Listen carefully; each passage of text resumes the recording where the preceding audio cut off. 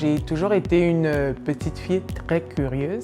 J'ai toujours voulu savoir comment fonctionnent les voitures, d'où vient l'électricité, les avions, ça part d'où, pourquoi ça vole. Donc moi, c'était chercher la réponse au pourquoi. Donc j'ai appliqué à Polytechnique pour pouvoir diplômer en génie. Moi, je suis arrivée au Québec, j'étais toute seule, sans ma famille. Par contre, j'ai trouvé une famille à Polytechnique. Donc, j'ai eu des amis, j'ai eu de bons professeurs et je l'ai fait en 4 ans. Parce que très peu de gens font un baccalauréat en 4 ans. Je vous dirais que quand j'étais aux études, j'ai jamais eu la perception que j'étais une femme en génie. Tout semblait beaucoup plus naturel, beaucoup plus facile. Par contre, quand je suis arrivée dans le milieu du travail, la perception d'être une femme dans le domaine du génie est beaucoup plus grande. C'est comme si on vous mettait des barrières parce que vous êtes une femme. L'inclusion, c'est vraiment accepter les idées des autres, accepter de prendre leur culture, leur vision et l'adapter pour un but commun, pour une solution commune. Et l'équité, mais pour moi, l'équité, c'est ce qui pousse le monde à se dépasser.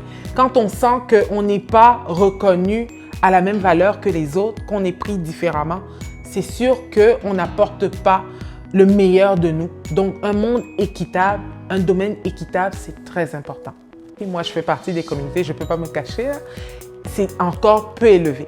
L'inclusion, c'est accepter de donner la responsabilité à celui qui veut la prendre. Et moi, je connais des gens issus des communautés, je connais des femmes qui veulent prendre cette responsabilité, mais à qui on ne donne pas la chance d'avoir cette responsabilité. Moi, mes enfants me donnent cet équilibre émotionnel, cette intelligence émotionnelle parce qu'ils te ramènent terre à terre, ils te ramènent sur terre.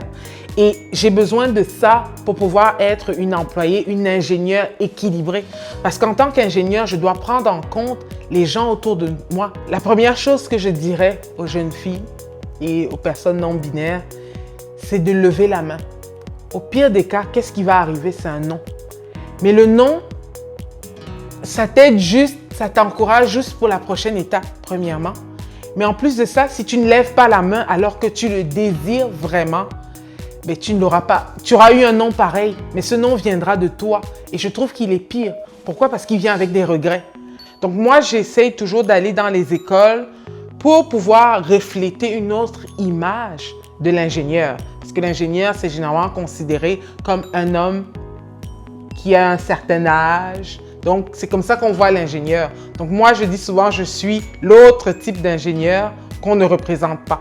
Parce que je dis toujours, quand je vais dans une salle de classe, si je finis et que dans 4-5 ans, on me dit qu'une de ces jeunes élèves est étudiante en génie, pour moi, ce serait le plus beau cadeau. Parce que la principale raison pour laquelle je vais dans les écoles, je fais du mentorat, c'est pour encourager plus de filles à rentrer dans le domaine du génie. J'ai fait plusieurs activités pour contribuer vraiment à l'avancement de la diversité dans les milieux de travail et même dans le milieu social. J'ai organisé, par exemple, dans mon milieu de travail, j'ai organisé des activités pour accueillir des étudiantes pour qu'elles viennent rencontrer d'autres ingénieurs dans le milieu de travail, déjà pour qu'elles découvrent le génie, mais également comment est-ce que ça fonctionne dans le milieu de travail. Ça a permis également à des collègues masculins de rencontrer des étudiantes, de voir comment est-ce qu'elles pensent et de leur ouvrir leurs portes.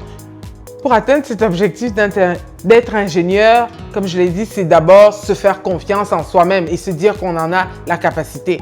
Après ça, c'est de se rapprocher d'autres ingénieurs. C'est de se rapprocher. Aujourd'hui, il existe plusieurs communautés d'ingénieurs un peu partout, en tout cas au Québec.